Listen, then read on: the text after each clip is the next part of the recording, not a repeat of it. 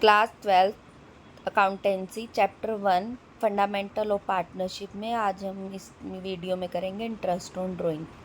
Interest on drawing केवल तभी लगाया जाता है जब पार्टनरशिप डीड में स्पष्ट रूप से लगाने के लिए कहा गया। देखिए, यदि पार्टनरशिप डीड में इंटरेस्ट ऑन ड्राइंग के बारे में नहीं कहा गया, उसकी रेट ऑफ इंटरेस्ट नहीं दिया हुआ, तो इंटरेस्ट ऑन ड्राइंग नहीं लगाया जाएगा।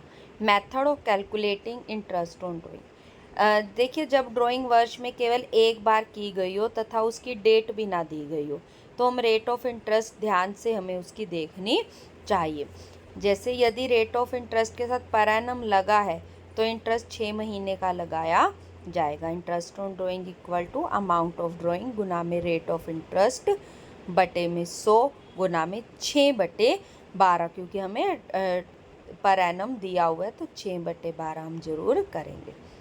यदि रेट ऑफ इंटरेस्ट के साथ पर एनम नहीं लगा तो इंटरेस्ट ऑन ड्राइंग निम्न फॉर्मूले से होगा। Interest on drawing equal to amount of drawing गुना में रेट ऑफ इंटरेस्ट बटे में 100। यहाँ पर 6/12 नहीं करेंगे क्योंकि पर एनम नहीं लगा हुआ। यदि वर्ष के दौरान कई बार भिन्न भिन्न तिथियों पर भिन्न भिन्न राशियों की ड्राइंग की गई है तो इंटरेस्ट ऑन ड्राइंग निम्न 2 विधियों से निकाली जा सकती है। पहला होगा सिंपल मेथड। इस विधि में प्रत्येक ड्राइंग का उसके समय के अनुसार इंटरेस्ट निकाला जाएगा तथा उसके बाद सभी इंटरेस्ट को जोड़कर कुल ब्याज की गणना कर दी जाएगी। फॉर्मूला क्या लगेगा? Interest on drawing equal to amount of drawing गुना में रेट ऑफ इंटरेस्ट बटे में 100 गुना में पीरियड बटे 12। ये पीरियड समय कैसे निकाला जाएगा? जैसे खाते 31 मार्च को बंद होते हैं, उसने कोई ड्राइंग अक्टूबर में करी 1 अक्टूबर को, तो अक्टूबर, नवंबर, दिसंबर, जनवरी, फरवरी, मार्च, तो टाइम पीरियड हो गया 6 मंथ। उसने मान लो करी 31 दिसंबर को, तो दिसंबर ख़त्म हो गया, जनवरी, फरवरी, मार्च, टाइम पीरियड 3 महीने हो गया।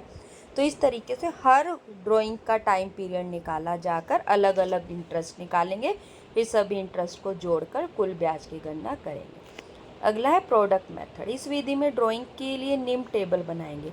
अमाउंट ऑफ ड्राइंग लिखेंगे जब जब करी, उसकी डेट लिखेंगे, फिर टाइम पीरियड जैसे सिंपल मेथड में हमने कैलकुलेट करा कि ड्राइंग कितने टाइम पीरियड के लिए की गई है वो निकालेंगे, फिर प्रोडक्ट कर देंगे। जो अमाउंट ऑफ ड्राइंग है गुना में जो टाइम पीरियड है उन दोनों का गुना कर देंगे, सबके अलग अलग गुना करेंगे ड्राइंग और टाइम का, फिर उसके बाद टोटल कर देंगे प्रोडक्ट का। तो इंटरेस्ट ऑन ड्राइंग आपका क्या आ जाएगा? टोटल ऑफ प्रोडक्ट गुना में रेट ऑफ इंटरेस्ट बटे में 100 गुना में 1/12। यहाँ पर 1/12 एवरेज पीरियड माना जाता है। प्रोडक्ट मेथड का ध्यान रखें, या टोटल ऑफ प्रोडक्ट आएगा। कई बार देखो ड्राइंग में समानता होती है, एक जैसा अमाउंट ही हर बार निकाला जा रहा है और जो अमाउंट निकाला जा रहा है उसके बीच में टाइम गैप भी इक्वल है। जैसे प्रत्येक महीने के आरंभ में, अंत में या बीच में समान राशि निकाल ली, या प्रत्येक क्वार्टर की, ये क्वार्टर मतलब तिमाही के आरंभ, अंत या बीच में, या केवल 6 महीने तक निकाली लेकिन हर महीने के आरंभ, अंत, बीच में समान राशि निकाली।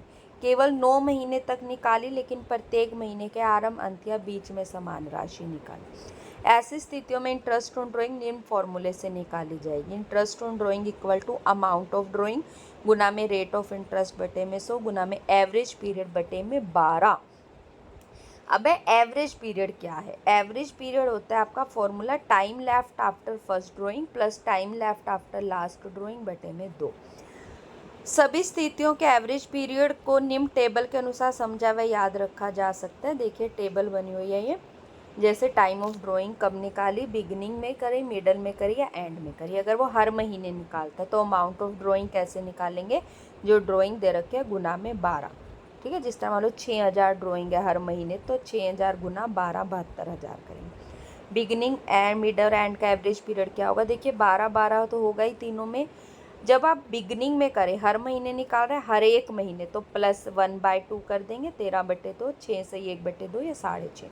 मिडल में डायरेक्ट 12/2 होगा, 6 आंसर। एंड में 12 - 1/2, 11/2, 5.5।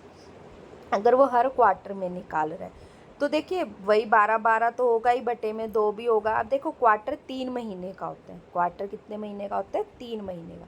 तो +3/2 कर देंगे, 15/2 7.5, ये डायरेक्ट 2 ही रहेगा 6। यहाँ -3 कर देंगे, बटे में 2, 9/2 या 4.5।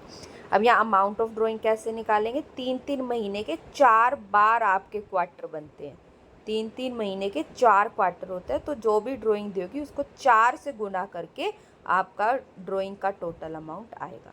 अगर वो केवल 6 महीने तक निकालता है तो ड्राइंग का टोटल अमाउंट कैसे आएगा, ड्राइंग को 6 से गुना करके।